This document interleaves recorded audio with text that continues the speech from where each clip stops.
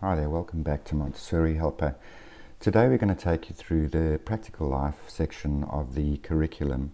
As we've said before, this curriculum is designed to help you, if you're a homeschooler or a small school, to be able to track the child's progress and to have a robust guide to work to. I think a lot of homeschoolers that we've heard from have said the things that they struggle from the most is a lack of structure.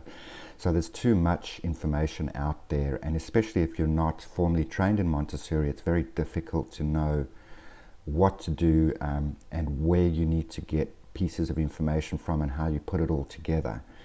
And so with the curriculum, it's really straightforward for you, it's laid out for you, and you're able to follow an approach and a method that will help you get some structure into your day and into your work with your children. Now, there are products out there for bigger schools that have a whole lot more features, and we're not proposing that this will replace those sorts of products, but they are specifically for bigger schools, and you need to add in the lessons and all of that yourself, and they track a whole lot of different things like rosters and all of those sorts of things. This is not what this is for. This is to make it easy for you to be able to work in the sense that you have a smaller school or working with less children, and maybe you don't have that formal Montessori training, as we said. So if we go into the curriculum section, you need to make sure you're logged in, obviously, but it will prompt you if you're not. And you click on the practical life area, you'll come to this. You'll notice in the area you'll see sequence. So there's a sequence of things that you need to work. Some things can be worked in parallel and some things need to be worked in sequence. The way Montessori works, it's as much a philosophy as it is a method. So it's really important to understand that the philosophy part is fairly important. You can catch up and learn quite a bit about this just by looking at the resources we have here for you. We have some of her books available, and also there's some wonderful videos by a lady called Margaret Humphrey that you can use to get a good feeling for Montessori, and have a look at our Montessori video playlist on YouTube, which outlines quite a bit of the philosophy. And then from that you can get a feeling for how to progress. But like I said, using the curriculum, that should really be straightforward for you. You'll see it's broken down into the key areas of practical life. So fine motor skills, these are really important and come into play with things like language and maths later on. Being able to write, you need to have a pencil grip, for example. Care of the environment ties much into the Montessori philosophy, probably around peace education. And grace and courtesy is also an important part of the curriculum, because socialization and learning how to interact with fellow human beings is an important part of intelligence and the Montessori method as well.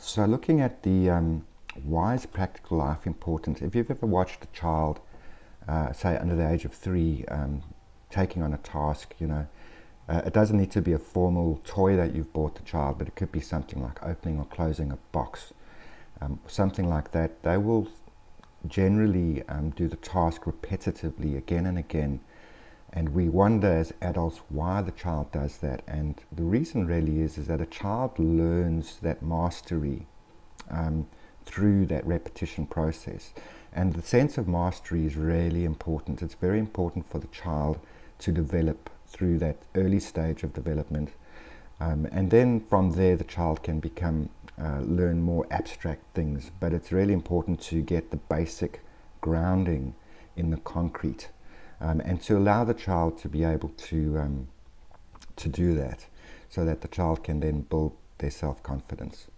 Now, looking at the actual curriculum, I'll take you into it here. You'll see that once you complete one of the sections, it'll tick it off for you, and also some of these work in parallel and some in sequence, so you could go into multiple sections here and then work through them at the same time, but it should be really self-evident as you go into it. Now, looking at fine motor skills, you'll see here we've got quite a few different ones here available for you. We've kind of structured the curriculum as like what we would consider to be the minimum curriculum. There are many more activities that you can do here, and we'll probably add a few more, but these we feel are the really important ones to learn the basics. And looking at one of them, pouring water, for example, you see it's got a little green dot there. That means we've actually completed this, but it will show you how it works. So if you go into the actual lesson itself, you'll see it gives you the details, which age it's applicable to, what sort of materials you'll need. Typically there's also a video in there which will help you to understand visually what you need to be doing. And then the presentation is provided to you step by step. So this is really helpful for you to be able to check that you're going in the right direction. And there's no issue with having a tablet or a PC available to you whilst you're working with the child, and just having a look back at the steps as you go. Now, the other thing to note here is once you do this exercise, and with many of the Montessori activities, you should sort of take notes. And typically the way we structured the notes for you is that you'll have a presented, a practiced, and a mastered section. Now, the idea here is that most of the activities, you generally present the activity to the child first. You then allow the child to practice the activity on their own, and then at some point in time the child will master that activity.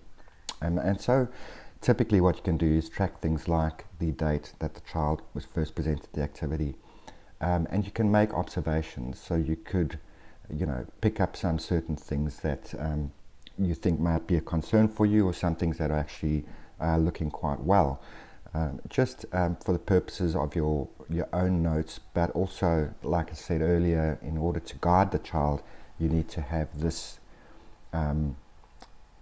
records available to you, basically. And you can see it's very easy to track.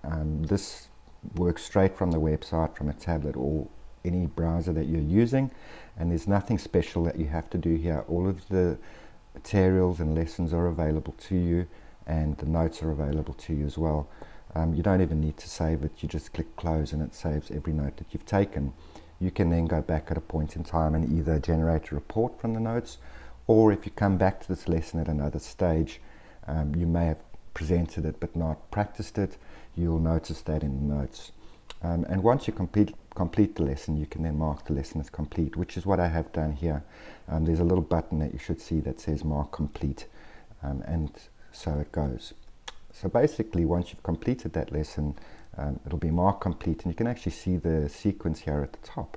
So it'll show you which lessons you have started, which lessons you've completed, and many of these you'll know if you've started them based on your notes. So that's fairly straightforward. And there you go, that's Practical Life. We'll have a look at some of the other sections shortly. We hope you enjoyed this video, and if you have any questions, feel free to get hold of us either on Facebook or through our support section, which you can see at the bottom here. There's a little